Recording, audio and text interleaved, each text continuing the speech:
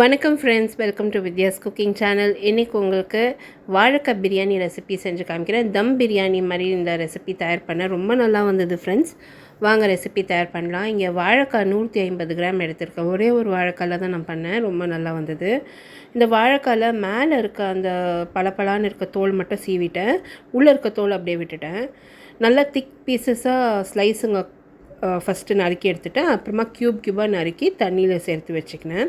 இங்கே வெங்காயத்தை நீல வாக்கில் நறுக்கிட்டு எண்ணெயில் சேர்த்து ஸ்லோ ஃப்ளேமில் ப்ரௌன் கலர் வர வரைக்கும் நல்லா பொரிச்சு எடுத்துட்டேன். வெங்காயம் நல்லா வறுத்து வந்ததும் எண்ணெயிலேருந்து எடுத்து ஒரு தட்டில் மாற்றி வச்சுக்கினேன்.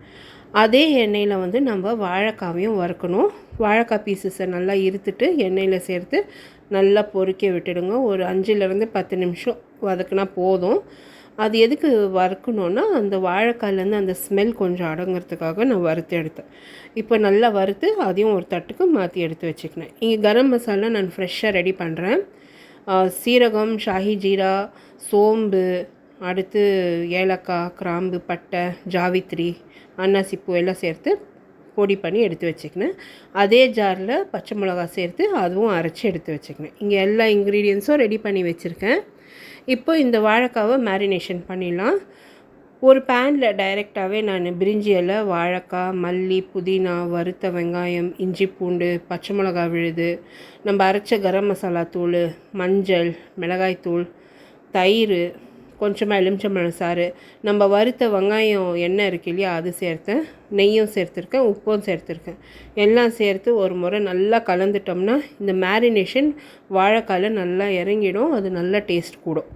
இப்போது நம்ம எப்போவுமே தம் பிரியாணி பண்ணுறப்போ இதுதான் மெத்தடு. நீங்கள் சிக்கன், ப்ரான்ஸ் எது பண்ணாலும் இதுதான் மெத்தடு.